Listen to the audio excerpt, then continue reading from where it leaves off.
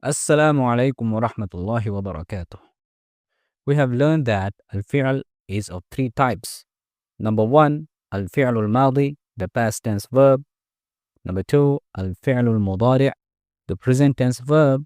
And number three, fi'l al-amr, the imperative verb. Alhamdulillah, we have covered al-fi'l al-madi and al-fi'l al-mudari'. Today, inshallah, we're going to learn fi'l al-amr. Fi'l al-amr is used to give commands, requests, or instructions from higher authority to lower one. The higher authority refers to the one giving the command, and the lower authority refers to the one receiving the command. Fi'l al-amr originates from the first person, that is, the speaker, and is directed to the second person, that is, the listener, which means that imperative verbs do not exist for the first person or the third person. Fi'l al-amr takes place in the present, so the verbs are formed using the present tense. Now, let's learn how these verbs are formed. Let's take a triliteral root verb pattern, yaf'ulu. We know that we have verbs for singular, dual, and plural.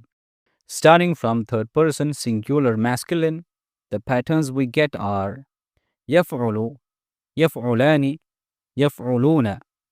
For feminine, taf'ulu, taf'ulani, yaf'ulna. Now, for second person masculine, taf'ulu, taf'ulani, taf'uluna.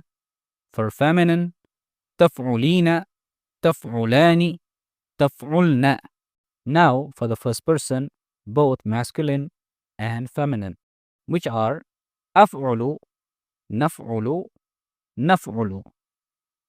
Since the commands are given directly to the second person, as mentioned earlier, the imperative verbs do not exist for the first person and the third person. So let's bring the second person verb patterns only to our attention. The first verb pattern we have is taf'ulu, which is second person singular masculine. To make it an imperative verb, we need to follow some steps.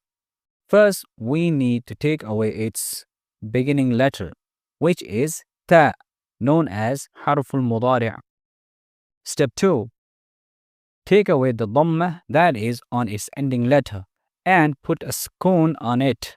We are left with something like this, which is hard to pronounce, as there is no haraka on its first letter. To solve this problem, we need to follow step 3, which is put hamza al-wasl in the beginning. Now, as you can see, there is no haraka on this hamza. So the question is how to pronounce it. It depends on the haraka on the middle radical, that is aynul fi'l. If it has a dhamma on it, the hamza al-wasl is pronounced with a dhamma. Otherwise, it is pronounced with a kasrah. Since we see a dhamma on it, so we'll pronounce hamza al-wasl with a dhamma. So the pattern we get is uf'ul. Now, if there is a fathah on aynul fi'l, the hamza al-wasl is pronounced with a kasrah. So the pattern we get is if'al. And if there is a kasrah below aynul fi'l, the hamza al-wasl is pronounced with a kasrah. So the pattern we get is if'il. So these are the three possible patterns of triliteral imperative verbs, which are uf'ul, if'al, and if'il. Let's have a look at some examples now. Dakhala yadkhulu, meaning to enter. After taking down harful mudari' and putting sukoon on the third radical, we get something like this. To be able to pronounce it, we place hamza al-wasl in the beginning. This verb has dhamma on its middle radical, so we will pronounce hamza al-wasl with a dhamma and say udkhul, meaning enter. For example, udkhulil masjida ya Muhammad. A kasrah is placed below the ending letter to connect it with the word following it. So instead of saying udkhul al-masjida ya Muhammad, we say udkhulil masjida ya Muhammad, meaning Muhammad enter the masjid. Next example, kataba yaktubu, meaning to write. After following the steps we learned, the imperative we get is uktub, meaning write. For example, uktub ad-darsa ya Zaid. Zaid, write the lesson. Next example, jalasa yajlisu, meaning to sit. After following the 3 steps, we get this. Since it has kasrah below the middle radical, hamza al-wasl will be pronounced with a kasrah, and it becomes ijlis, meaning sit. For example, ijlis ala al-kursi, sit on the chair. Next, fataha yaftahu, meaning to open. This has fatha on its middle radical. So when we make its imperative, its hamza al-wasl will be pronounced with a kasrah. So it becomes iftah, meaning open. For example, iftahil bab, open the door. These were the imperative verb patterns for singular masculine. Now let's have a look at the rest of the verbs. As you can see, all of the rest of the verbs end on the letter noon. All of these verbs will lose the letter noon in their imperative form, except the verb for plural feminine. Let's learn them one by one. Taking the dual form, which is taf'ulani, after taking down harf al-mudari' and the letter noon, we get this. Now, after placing hamza al-wasl, we need to look for the harakah on the middle radical. If it is dhamma, then the pattern we get is uf'ula. If it is a fatha, we get if'ala. And if it is a kasrah, we get if'ila. Next, plural masculine, which is taf'uluna. Taking away harf al-mudari' and noon, we get this.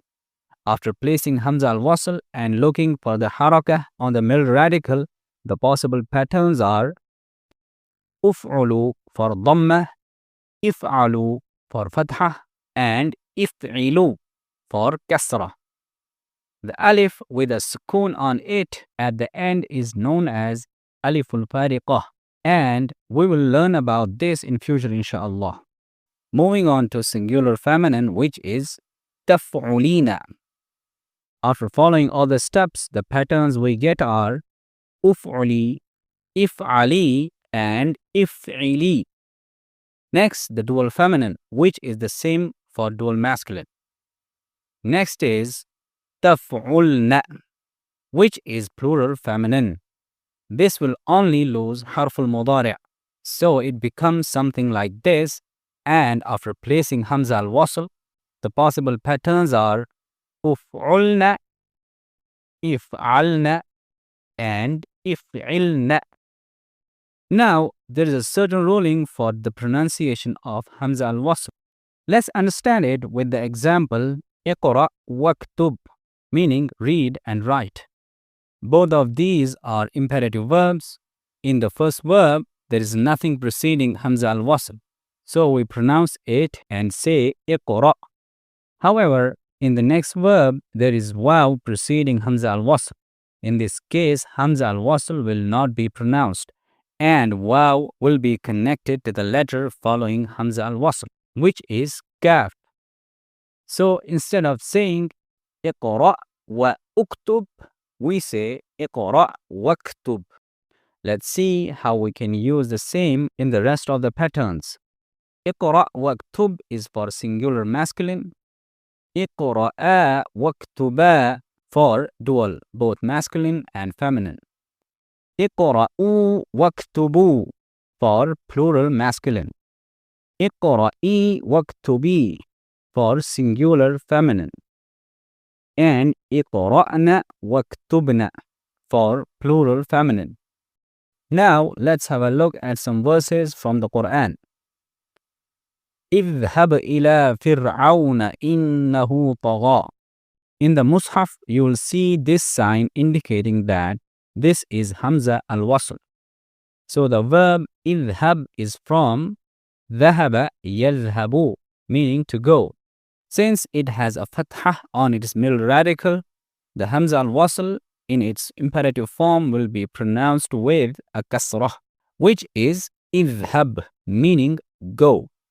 The translation of this verse is, go to Pharaoh, indeed he has transgressed. Another example from the same surah is اذهبا إلى فرعون إنه طغى. Here, اذهبا is in the dual form, which is from ذهبا يذهبان. اذهبا meaning you two go. So its translation will be, go both of you to Pharaoh, indeed he has transgressed. Next example, يا أيها الذين آمنوا اركعوا واسجدوا واعبدوا ربكم وافعلوا الخير لعلكم تفلحون. We see 4 imperative verbs which are plural. First one is irka'u, which is from raka'a yarka'u ruku', meaning to bow, and its imperative is irka', meaning bow. Next is usjudu, which is from sajada yasjudu, sujud, meaning to prostrate, and its imperative is usjud, meaning prostrate.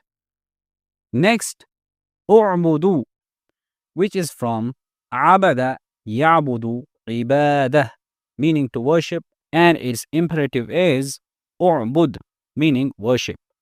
And the fourth one is if'alu, which is from fa'ala yaf'alu fi'l, which we're learning, and its meaning is to do, and its imperative is if'al. Now let's have a look at the translation of the whole verse. O you who have believed, bow and prostrate and worship your Lord and do good that you may succeed. Next example. يا مريم اقنتي لربك واسجدي واركعي مع الراكعين. Uqnuti is from qanata yaqnutu qunut, meaning to be obedient, and its imperative is uqnut, and uqnuti is for singular feminine. Next is usjudi, which is from sajada yasjudu sujud, meaning to prostrate, which we have already learned, and its imperative is usjud, and usjudi is for singular feminine.